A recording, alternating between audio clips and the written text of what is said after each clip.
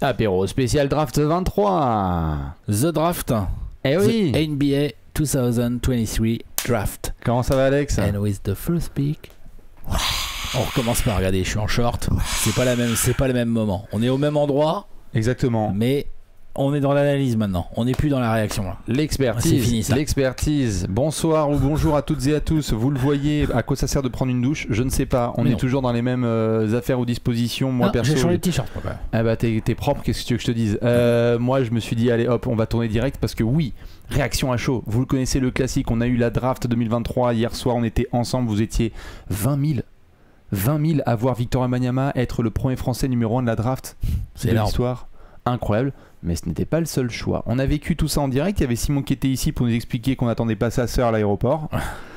La sacrée Marlène, évidemment, tout à fait, Marcus, sa sœur. On a eu plein de pics, plein de choses. Je rappelle que si vous allez sur votre site préféré, le site de Trash Talk, vous avez déjà le tableau récap avec absolument tout. Le premier tour en détaillé et le second. Voilà, n'hésitez pas à foncer. Et évidemment, il y a ce gros tableau que vous avez vu, on l'avait rempli. C'était Alex à la prod. Hein, exactement, enfin, c'était Léon à la prod. Léon à la prod et Alex au remplissage. Voilà, c'est ça, exactement. Et donc, on vous remet ce joli petit tableau parce qu'on va pouvoir discuter.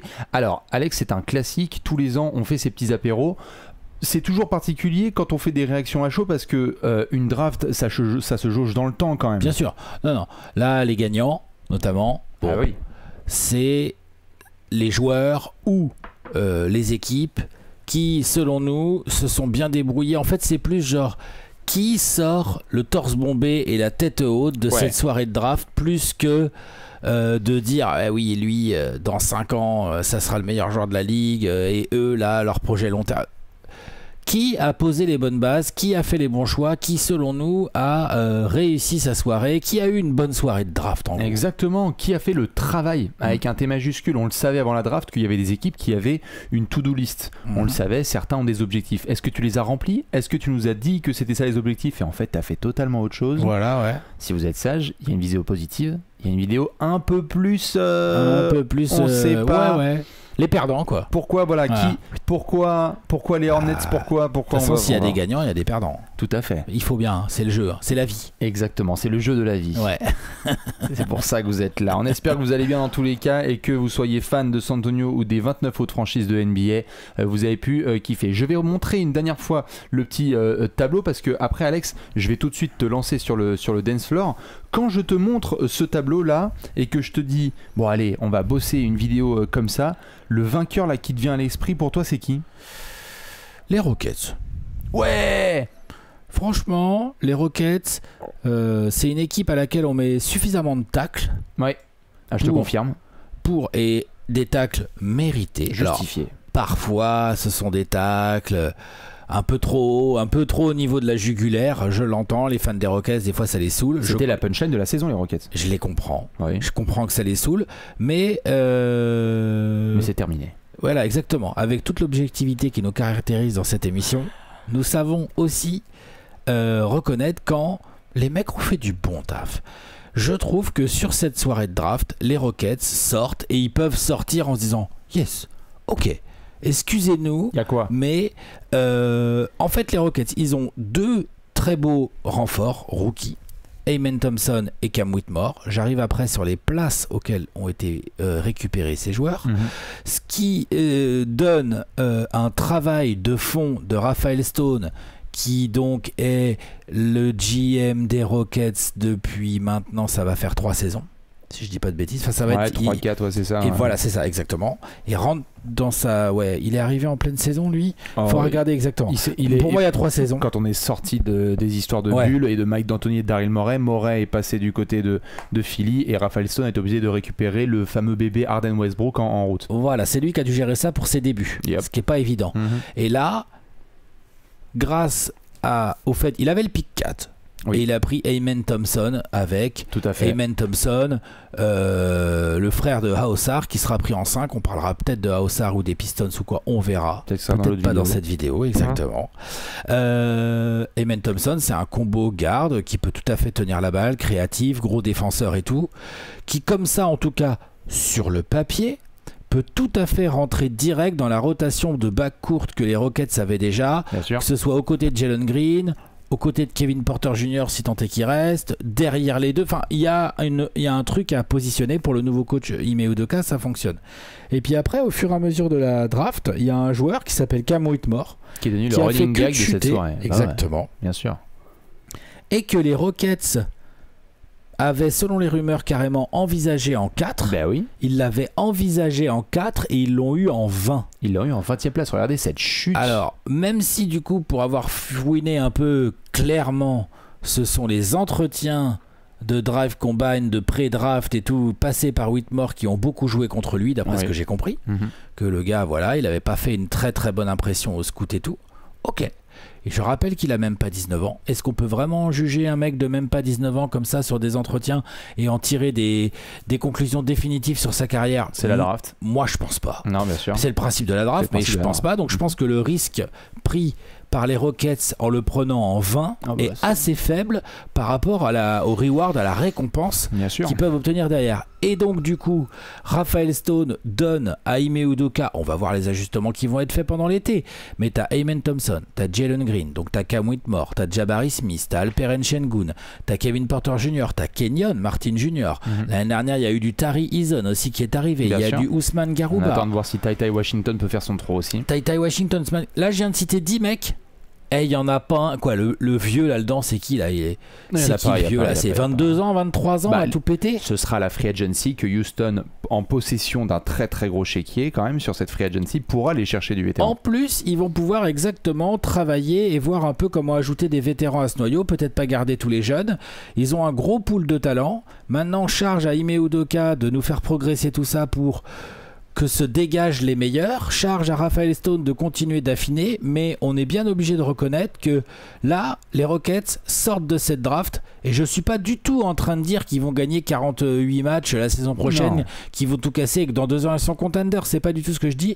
Je dis juste que là, tu as une base, un noyau solide et bien complété grâce à cette draft, avec des vrais profils dont ils avaient besoin, et ça c'est bien joué parce que c'est par là que ça commence en fait. Bien sûr. Il y a un moment donné, parce que j'ai vu des gens dire oui mais non, parce que comment tu fais tous ces jeunes en même temps? Il faut. C'est quoi, donc on va se plaindre d'avoir plein de talents jeunes alors? Non, surtout, tout à fait. Surtout quand dans les talents jeunes, il y en a, certes ils sont sympathiques, mais là il faut vraiment qu'il y en ait un qui crève le plafond. Il faut qu'il y en ait un qui fasse la différence, parce que Jalen Green a montré les talents de scoring, mais on espère voir le cap suivant. On a vu Jabari Smith qui est formidable, qui peut défendre et qui peut attaquer dans un système assez libre. Ça peut être hyper intéressant, mais est-ce que ça va être un crack parmi les ailiers forts en NBA? Alperen Sengun, formidable talent, mais est-ce que c'est un top pivot en NBA aujourd'hui? Non, il faut qu'il y en ait un qui sorte du lot. Et là, quand tu as en effet Amen Thompson et Cam Whitmore, tu augmentes tes chances. Alors parfois on n'aime pas trop, ça nous fait penser à l'époque des Sixers quand ils ont fait Jahlil Okafor, Nerlens Noel, ils ont fini par construire autour de Joel Embiid et de devenir un contender. Ils ont balancé plein de cannes à pêche, et quand il y en a un qui a fait jackpot, ça a fait jackpot. Si ça se trouve, le futur des Rockets c'est autour d'un duo Amen Thompson Alperen Sengun. Si c'est le cas, faudra pas oublier de dire que Raphaël Stone, lui, il a eu le nez, il a tenté, puis finalement c'est ces mecs-là qu'il a fini par trouver. Il y a un coach qui a réussi à bien les utiliser. Donc, tout à fait. Pour moi, les Rockets font partie des grands gagnants de cette soirée de draft. Je suis d'accord. Imaginez Détroit en 5 qui hésitait entre Osar Thompson et Jarras Walker, et non seulement tu prends Osar Thompson en 5, mais tu prends Jarras Walker en 25. C'est un peu ça en fait.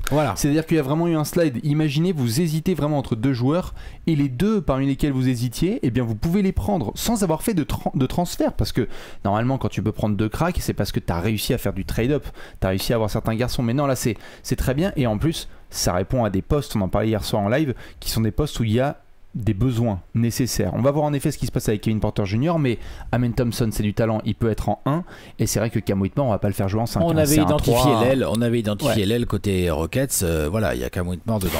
Il y a une équipe League Pass, comme on le dit souvent, tu sens qu'en termes de sexy, Houston peut se ramener la saison prochaine et se dire... Si ça prend un peu, ça peut vite être une équipe cool à regarder. Tout à fait, nos amis les Rockets, on peut en parler en premier, très bon boulot, et on va suivre tout ça avec monsieur Ime Udoka. Je vais parler d'une équipe qui est tout aussi sexy, mais qui n'a pas forcément le même swag en termes habituels de fanbase et de ce qu'ils ont pu dégager. Le Jazz, très très fan de ce que le Jazz a pu faire sur cette draft, notamment sur le premier tour. Regardez, avec le pick 9 Taylor Hendricks, avec le pick 16 Keontae George, et en pick 28 Bryce Sensabo. Alors on en avait parlé, Taylor Hendricks, c'est un de tes chouchous. Moi, j'adore son addition parce qu'on a déjà le front de courte avec Lauri Markkanen et Walker Kessler. C'est parfait, la Taylor Hendricks. On a besoin d'un joueur capable de défendre sur plusieurs postes, d'aider justement Markkanen quand il fait pas les efforts défensifs et qui en plus a ce shoot extérieur, donc ce qui va pouvoir permettre à Will Hardy de continuer son jeu, son beau développement. Ils ont fait une super saison le Jazz tout en tankant bien comme il faut à la fin. Donc tu as déjà pris Taylor Hendricks. Il était dans leur viseur en neuf, tu le prends, il n'y a pas de problème de personne qui passe, une franchise qui passe devant toi et te le subtilise. Keyonte George, tu l'as dit, dans le pool des arrières entre les places 10 et 18 là, où il y en avait plein, les Kobe Bufkin, les Jordan Hawkins, les autres garçons dont on va pouvoir parler, c'est vrai que Keyonte George, talent indéniable du côté de Baylor. Il peut débarquer, et de quoi avait besoin le Jazz aussi, de renforcer son secteur sur les postes du backcourt, parce qu'on va voir ce qui va se passer avec Jordan Clarkson et Colin Sexton notamment. Donc tu as Keyonte George, il était plutôt dans les places 10-15 qu'en place 16, donc c'est un petit peu un cadeau que tu te fais en fin de top 15. Ça va, il était peut-être un petit peu en dessous de son range, un petit peu en dessous, mais enfin c'est pas non plus un style quoi, ça que tout à fait, c'est pas un gros style. Par contre pour Bryce Sensabo qui était lui par contre plutôt annoncé dans le top 20, tu le récupères en 28, ça fait 3 excellents choix où en fait dès que le Jazz a sélectionné, ils ont pris un joueur et je hochais de la tête automatiquement. Moi, j'ai trouvé ça super, le projet Jazz confirme vraiment avec Will Hardy, ça va être hyper excitant. Ochai Agbaji, Walker Kessler, Lauri Markkanen et tous ces jeunes qui peuvent se développer, moi je signe. Ouais, j'aime bien aussi, je suis d'accord. Sensabo, pour le coup, lui, s'il score comme on pense qu'il est capable de scorer, lui, ça peut être dans quelques années, on se dit ah la vache, il était drafté qu'en fin de premier tour, lui, tu vois. C'est ça. Lui, il peut devenir ce genre de joueur. Et sachant qu'ils ont des hésitations, notamment sur des Talen Horton-Tucker en termes de prolongation, je vais pas mettre les mêmes joueurs dans le même panier, mais si tu as besoin d'un forward avec du talent que tu peux développer, laisse Talen Horton-Tucker être surpayé ailleurs, tu vas développer ce genre de garçon. On avait beaucoup loué les qualités de Will Hardy en assistant d'Ime Udoka à la base à Boston. On avait une première saison excellente à Utah. Moi j'attends le projet. Là ça y est là. Walker Kessler c'était un pick 20-22. Donc ils ont fait un très très bon choix de draft. Ils ont été chopés Ochai Agbaji dans le trade avec Donovan Mitchell. C'est un quasi intransférable aujourd'hui parce qu'ils ont eu du talent. En plus, on a bien vu que Will Hardy, il avait l'air d'être un jeune coach plein d'idées, plein de fraîcheur et qui maîtrise bien les tenants, les aboutissants d'un head coach en NBA. Les joueurs adhèrent au projet de jeu. Non, franchement, c'est bien. J'adore, et surtout pour une équipe de Utah qui, je le rappelle, est l'anti-sexy possible sur le marché des agents libres. Donc tu dois être bon à la draft. Utah n'a pas le choix. Leurs meilleures acquisitions sur le marché des agents libres, c'est Bojan Bogdanovic il y a quelques années. Et sinon Joe Johnson. Enfin, je veux dire, c'est quand même un peu compliqué. C'est pas du lourd. C'est pas du tout du lourd. Donc tu dois être bon à la draft. Je trouve qu'ils ont été excellents. Bravo à eux parce que franchement, moi je vais vraiment surveiller de très très près le projet Jazz. Une autre équipe, mon cher Alex. Non, c'est pas une équipe. C'est un joueur. Ah. Ouais, dans mes gagnants, j'ai un joueur. Après, on va parler de l'équipe qu'il a drafté, mais je trouve que Jarris Walker peut être considéré à minima à court terme comme un des gagnants de cette draft. Il a été drafté en 8 par les Pacers après un petit échange rapide, un petit swap 7-8 avec les Wizards qui voulaient absolument Bilal Coulibaly. Voilà, bleu, blanc, rouge. Jarris Walker, on l'a décrit intérieur, plutôt poste 4, mais bon, si tu lui demandes poliment au pivot, il peut tout à fait être correct. Ou au poste 3, un peu en se décalant. Ouais, j'y crois. Limite, j'y crois plus au pivot, moi perso, mais bon, oui, effectivement. Défensif, massif, capable de switcher, capable de donner beaucoup d'intensité dans son jeu, dans le hustle, protection de cercle, rebond, ça va se battre et tout. Winning plays. Exactement. Et cette équipe des Pacers a montré la saison dernière du talent, circulation de balles, Haliburton, Ben Mathurin, Duarte, Buddy Hield, même Miles Turner. C'est un intérieur, il aime bien contrer, mais il va pas au mastic comme un Jarris Walker. En tout cas, comme ce que semble montrer Jarris Walker. Encore une fois, on l'a pas vu jouer en NBA encore. Mais sur le principe, sur le profil, j'aime beaucoup. Et donc, je trouve qu'il fait partie des gagnants parce qu'il aurait pu tomber dans des projets où, comme c'est pas un joueur qui a priori va te foutre 18 points par match là rapidement. C'est pas une future superstar en devenir, on a l'impression. On a l'impression. Voilà, après, on peut se faire surprendre parce que moi, je pensais pas que Kawhi pouvait devenir aussi fort, ou Butler et tout. Donc, bon, Jarrett Walker, on verra. En tout cas, à première vue, c'est un joueur qui va s'exprimer à l'intérieur du collectif, comme tu disais, winning plays, où on va être là en défense, machin et tout. Et ils ont besoin en plus, Indiana. Et là, non seulement Indiana en a besoin, mais en plus, Jarrett Walker, si Indiana fait pas les cons, va pouvoir exprimer ça peut-être dans une course au play-in, une course au play-off. C'est-à-dire que tes rookies, tu en veux, tu as déjà tous les attributs physiques et les qualités athlétiques pour évoluer en NBA, tu as la mentalité défensive, tu as envie de te donner à fond. Non, ça va marcher. C'est vrai que c'est quand même beaucoup mieux d'arriver dans un collectif comme celui des Pacers qui certes est encore en construction, mais on voit bien déjà les bases et le genre de jeu qu'ils veulent mener, plutôt que d'avoir à faire ça dans des équipes où tout est encore à construire, comme je sais pas, même les Rockets dont on vient de parler avant, tu vois, ou les Pistons, ou les Hornets, ou des équipes comme ça. Là, pour moi, c'est une opportunité. Il aurait pu tomber aux Wizards, où ils sont en train de tout péter. Il aurait pu, au Magic, ça me paraît compliqué de prendre Jarrett Walker quand même. Mais il aurait pu tomber dans d'autres équipes où le projet est moins clair et surtout son rôle est moins évident tout de suite. Là, pour évident. Un rookie, je trouve ça vraiment super. Tout à fait. Donc je trouve que du coup, ça le met un peu dans les gagnants parce que si ça se goupille bien pour lui, avec Rick Carlisle et tout, il va tout de suite. Il peut être titulaire en 4. Titulaire en 4 des Pacers, c'est pas impossible. Hein. Tout à fait. On va voir. Ça sent en tout même, cas. Probablement ce qui va se passer. C'est même probable, tout à fait. On va voir après. On sait que les rookies sont amenés gentiment et doucement. On a vu que Ben Mathurin, qui était la première patte empreinte de Rick Carlisle sur les choix de draft, a été amené un peu en remplaçant, un peu en titulaire pour voir ce que ça pouvait amener en attendant de voir ce qui va se passer avec Bud Hield. Hard work. On est sur 2 choix de draft là de Indiana sur année consécutive.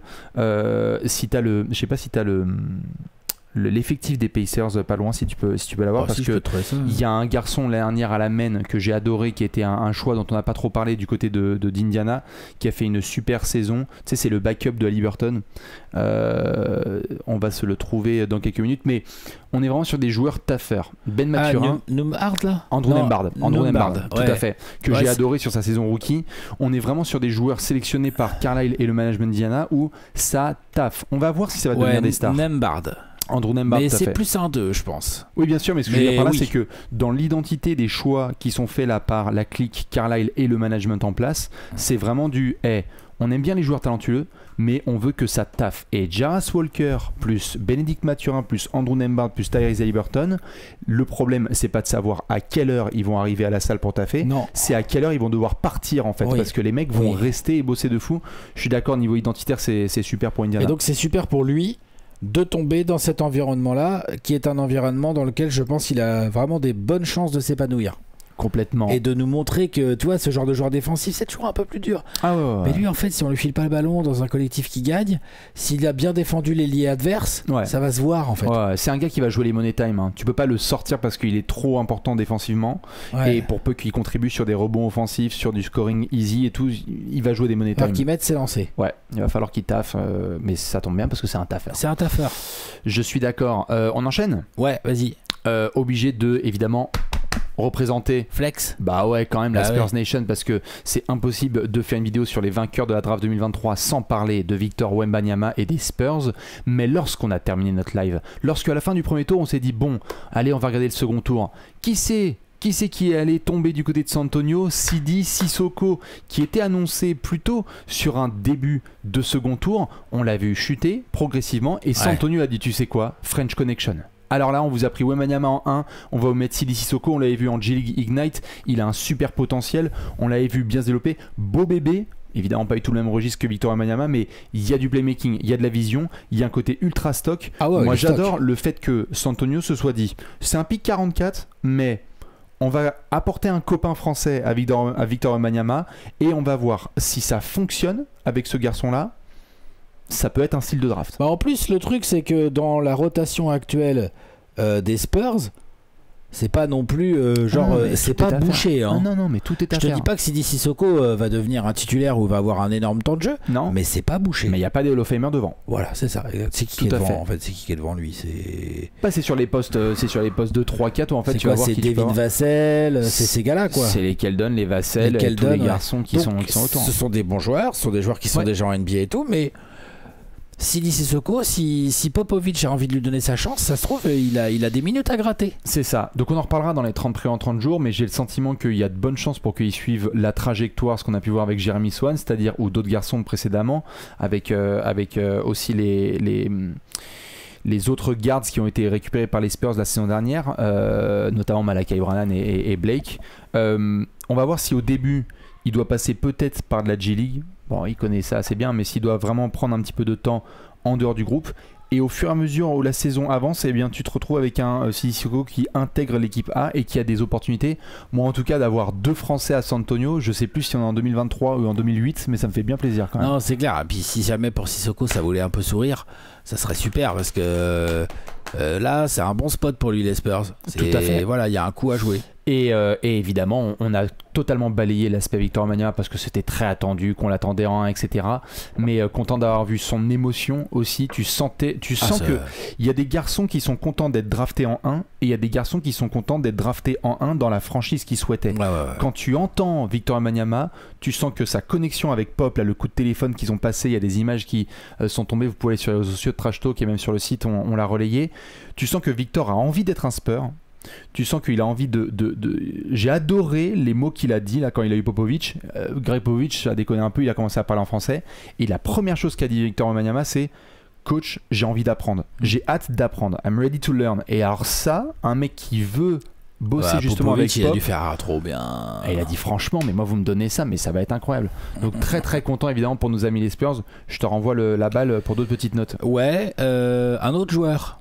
Grady Dick. Monsieur Grady Dick, du côté de Toronto. Ouais. Rien à voir avec Jarvis Walker en termes de joueur. Hein. Non, Grady Dick, c'est pas le même physique que Jarvis Walker. C'est-à-dire que Jarvis Walker, c'est un titan. Et Grady Dick, lui, c'est un humain.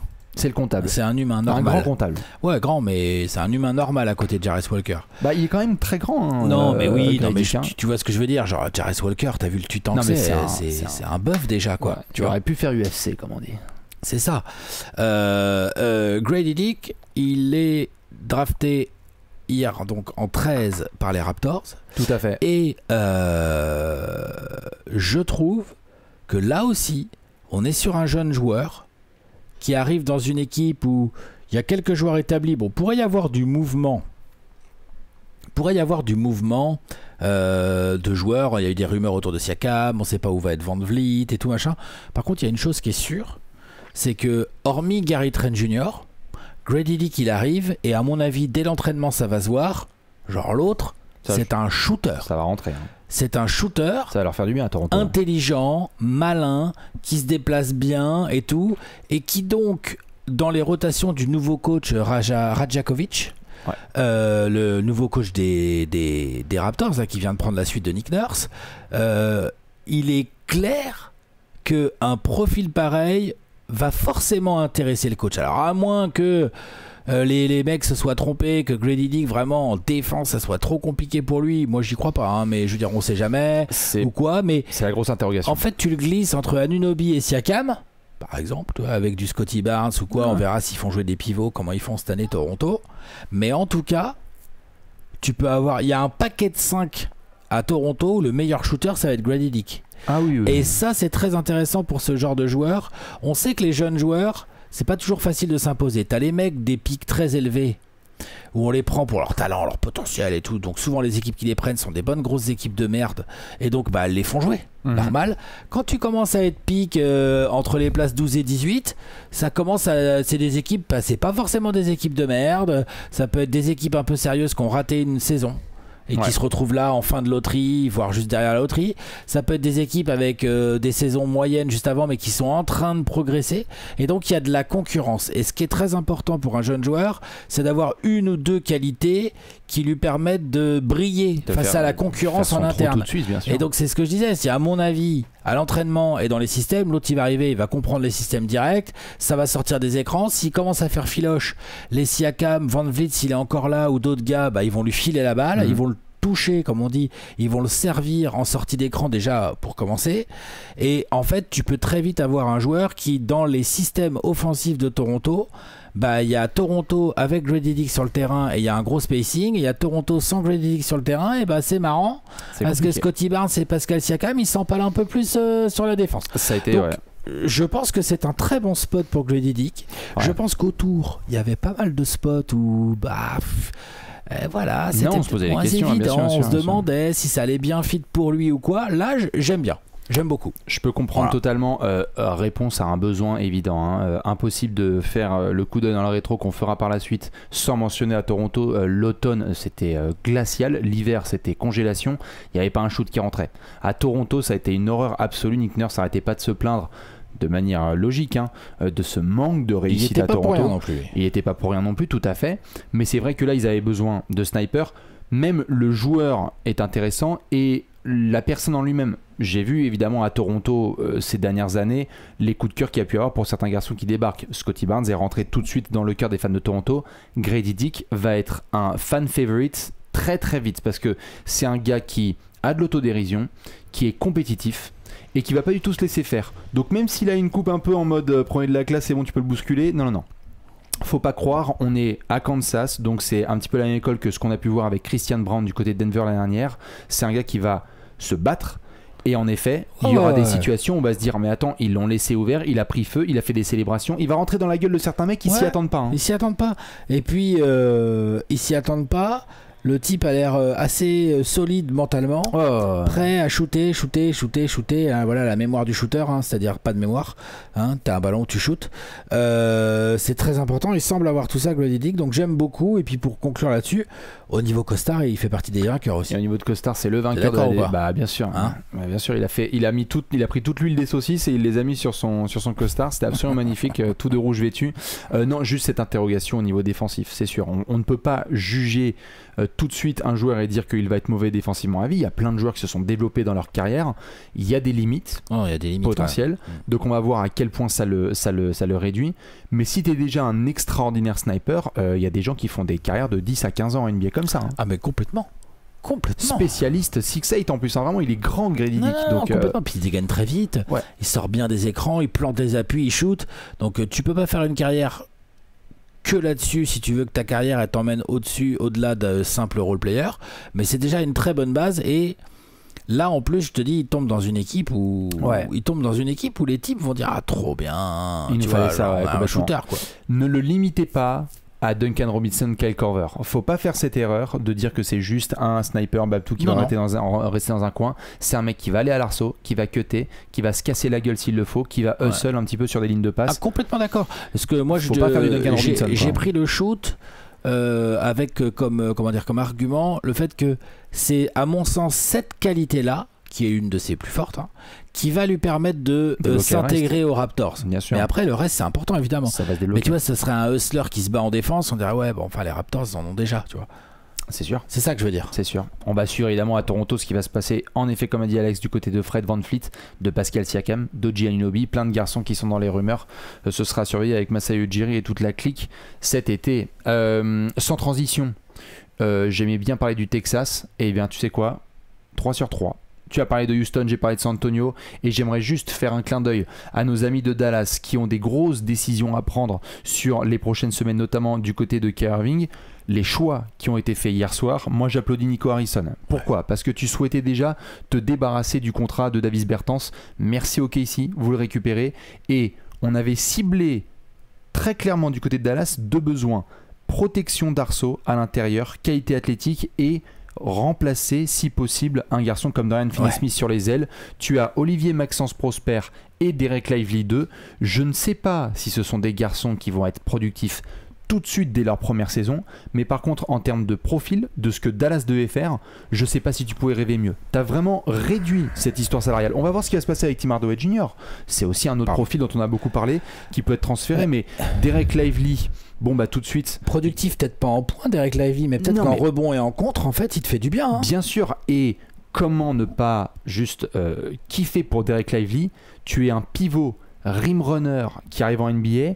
ton premier fournisseur de ballon, c'est Luka Doncic. Tu as posé des écrans à Luka Doncic. Non, mais c'est extraordinaire. Regardez ce qui s'est passé avec certains garçons. On a tout le temps fait les comparos de Chris Paul avec les Tyson Chandler, Chris Paul avec les Clint Capella, Harden avec Capella, Trae Young avec Capella, ce genre de garçon. Lively, il rentre dans ce format-là. Bah lui, tu vois, il sait attraper des lobes déjà pour commencer. Bah, il va en avoir quelques-uns à attraper là. Et s'il a tout à fait, et s'il a un bout de shoot, parce qu'il arrête pas de parler de ça, de ce shoot qu'il peut développer par la suite. Moi, je pense que ça peut être hyper intéressant pour Dallas. Un des garçons que je préfère en termes de tête sur ses épaules. Quand il s'exprime, c'est vraiment formidable. Ça va faire du bien aussi à Dallas de pas avoir que des teuteux à droite à gauche et d'avoir vraiment un gars qui veut juste taffer. Et donc ce choix Olivier Maxence Prosper aussi qui a un bout de potentiel. Donc vraiment Dallas, moi j'adore. Hein. Vraiment ils ont fait un travail. Là je dis bon Luka, travail. Il a dû dire tu sais quoi Nico, rien à dire. Et en plus t'as dump un peu de salaire et tout. Non franchement c'est bien. C'est très très propre. On attend de voir ce qui va se passer avec Tim Hardaway Jr. D'autres petites franchises dont on peut parler, je peux te poser une question. Vas-y, je t'en prie. Les Blazers, c'est un gagnant ou pas de la draft? Parce que on sait qu'il y a le spectre Damian Lillard qui est au-dessus, mais lorsqu'on regarde les choix purs, parce qu'il y en a au premier tour et au second, du côté de Portland, tu as eu Scoot Anderson que tu as pu récupérer, tu as Chris Murray qui est vétéran un petit peu par rapport aux autres rookies, et tu as évidemment notre cher Ryan Rupert qui débarque aussi dans le second tour. Donc tu as une potentielle star en Scoot Anderson, tu as du joueur de devoir avec du Chris Murray, et tu as un bout de potentiel que tu as récupéré en fin de second tour défensif en Ryan Rupert. Tu envoies plutôt un message du futur, parce que là tu vas avoir Shaedon Sharpe. Moi ça m'excite de voir Shaedon Sharpe, Scoot Anderson et toute la clique se développer. C'est dans ce sens-là. Moi je trouve que c'est un vainqueur de sélection Portland ce soir. On pourrait mettre Portland dans les gagnants. Ah ils sont forts. Ouais, on pourrait les mettre dans les gagnants, mais j'ai pas mal de choses que je dois voir. Je pense qu'ils ont encore pas mal de moves dans la free agency, enfin l'été qui arrive, quoi. Je pense. Hein. Je pense pas que Portland, son plan de cet été, c'était de recruter 3 rookies. Alors non, tout à fait. Donc ça m'amène à la deuxième question autour de Portland, c'est que peut-être qu'on pourrait mettre Portland dans les gagnants parce qu'ils ont pas si mal bricolé que ça à la draft. Mais moi, tu vois, j'ai plus envie de mettre Lillard dans les perdants. Alors, Lillard, on pourra y revenir, tout à fait. Et ça, on va le faire en transit, je tease les gens. La deuxième vidéo, juste ce que je voulais souligner. Il y a une deuxième vidéo. Tout à fait. Il y a une deuxième vidéo qui va tomber. Ce que je voulais juste souligner, c'est qu'en fait, si tu es Portland, et nous d'ailleurs, vous pouvez voir le replay. On les met dans les gagnants, ouais. Moi, je vais te dire pourquoi je les mets dans les gagnants en tout cas. C'est que vous pouvez revoir le live de la draft. Et franchement, combien de fans de Portland croisez les doigts pour que les Hornets prennent Brandon Miller. Oui, ça c'est sûr. Alors là, quand tu es fan de Portland et que tu entends Adam Silver dire avec le second choix de la draft, les Hornets prennent Brandon Miller, on va en parler de ce débat. Brandon Miller, Scoot Anderson, ça va suivre pendant des années. On va voir si ça se trouve Brandon Miller va devenir un crack. On lui souhaite. Franchement, je trouve que. Mais franchement, Scoot Anderson qui descend en 3, ça c'est bien pour les Blazers. Mais c'est vrai que Brandon Miller, faut pas non plus. Enfin, si tu veux. Je comprends, il y a de la déception, j'ai vu pas mal de fans de Hornets. On va en parler dans une deuxième vidéo. On se les garde pour la deuxième vidéo. Allez, on se les garde pour la deuxième vidéo. Vas-y, tu peux en parler non, un peu. Mais non, on va se garder ça pour la deuxième vidéo parce que comme ça permet de focus, là, de rester focus sur les gagnants. Moi, je en gagnant. Moi, je pense que je les mettrais, mais que je trouve. T'attends de voir ce qui se passe. Je trouve plus Lillard perdant que les Blazers gagnants. Alors c'est marrant, tu vois, moi je mets Portland gagnant parce que quand on avait fait la mock draft, j'espérais que enfin il y ait un message clairement assumé qui est on va prendre des jeunes, on y va, on va tourner la page et on va voir. Je sais qu'il y a des fans de Portland qui vont tomber dans mes DM, mais juste à un moment donné, il faut prendre des jeunes. Ils ont pris des bons jeunes. Moi j'aime bien Scoot Anderson, Chris Murray et Ryan Rupert. C'est une bonne draft avec 3 picks qui n'étaient pas forcément tout en haut. Donc moi je les considère là-dessus. Est-ce que juste on peut faire une petite mention pour Bilal? Parce qu'en soi, pick 7. Quand tu es un pick 7 alors qu'il y a quelques mois, tu ne fais pas partie de l'équipe A de Boulogne, c'est un gagnant de cette draft. C'est un gagnant de cette année. Complètement, mais c'est un gagnant de cette draft. C'est un gagnant de la saison 2022-23, Bilal Coulibaly. Mais oui, bien sûr, de cette draft. Il est monté très haut. Moi, j'avais pas vu une seule mock draft le positionner aussi haut. Non. Je pense que tout le taf des Wizards sur les récents jours et juste avant la draft, là où ils ont balancé du trade dans tous les sens, ils nous ont montré qu'ils étaient en mode on refait l'effectif et tout. Donc là, clairement, ils ont drafté Bilal Koulibaly en se disant bah non, mais ce gars-là, il a un potentiel de fou furieux. Et comme nous, de toute façon, on est parti pour une saison à 11 victoires. Bah voilà. Avec Jordan Poole qui fait des dingueries. Pourquoi pas y aller, 11 victoires, je suis peut-être un peu vache. Mais vous voyez ce que je veux dire, vous voyez le genre d'ambiance. Et donc ça, c'est bien pour Bilal Koulibaly. S'il a l'occasion de s'imposer, il va y avoir de la place aux Wizards. À Wizards, là, il va y avoir de la place pour jouer, s'exprimer et montrer que c'est pas un hasard si t'es dans le top 10 de la draft, c'est qu'en fait t'as le niveau. Tout à fait. Faudra lui donner du temps à Bilal. C'est un projet. Moi je préfère être clair. On en reparlera aussi dans les 30 prix en 30 jours et avec la Summer League qu'on va voir du 3 au 17 juillet. Il y a toutes les infos qui sont sur les réseaux sociaux de Trash Talk. Patience avec Bilal Koulibaly. Mais pour un joueur, moi tu vois par exemple que j'ai vu il y a un an affronter Bronny James, où il essaye de faire son trou, où il démarre à Boulogne, où on sait même pas s'il fait partie de l'équipe A, où il cartonne les playoffs et tu te retrouves top 7 de la draft.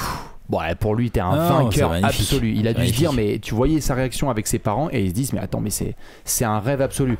Et la célébration de Victor Wembanyama qui est en train de faire une interview et qui entend avec le 7 pick, où après les jeux c'est entre les Wizards et les Pacers, il y a Bilal Koulibaly qui est sélectionné du coup par Indiana. Mais l'explosion de Victor, elle est géniale. Ouais. C'est un mec qui voit son coéquipier. Bah ouais. Incroyable. Toute petite dernière mention et après on va finir. Les Lakers, on les avait mentionnés en fin de vidéo. La chute de Jalen Hood chez Fino, ça peut être quand même une très belle opération pour eux. Jalen Hood Chifino, meneur, longiligne, qu'on attendait plutôt autour de la 10e place qu'en 17e. Donc ça, c'est vraiment une très très bonne affaire pour les Lakers. D'autant plus que les talents de Hood Chifino vont arriver et vont se traduire directement dans le roster et le 5 majeur ou la rotation, on va dire, des Lakers. Donc ça, non, c'est super. C'est pas un projet Jalen Hood-Schifino, enfin c'est un projet à terme, mais en tout cas c'est un joueur qui peut contribuer dès demain. Il y a des fans des Lakers qui vont adorer le QI basket de Jalen Hood-Schifino, donc très très fan de cette sélection. Évidemment, je vous remontre le gros tableau. Il y a d'autres garçons et d'autres franchises qu'on peut considérer comme vainqueurs. On va continuer à discuter de tout ça parce qu'il y en a qui vont nous dire ouais, nous les fans du Thunder on est vainqueurs, et puis nous Orlando aussi c'est bien, et puis nous du côté d'Atlanta ou de Brooklyn c'est super ce qu'on a fait. Qu'est-ce que vous en pensez de Miami et compagnie? Ça, on va continuer à en discuter. Alex, va falloir qu'on fasse une deuxième vidéo. Une deuxième vidéo, exactement. Dans laquelle on va avec sortir les gens qui n'ont pas gagné. Avec les gens qui ont moins gagné. Ouais, voilà, c'est ça, moins gagné. Ouais. Qui ont peut-être gagné, mais à surveiller évidemment. On vous fait des bisous, on vous attend dans les commentaires et on se retrouve dans l'autre vidéo. Des bisous, à la prochaine, ciao.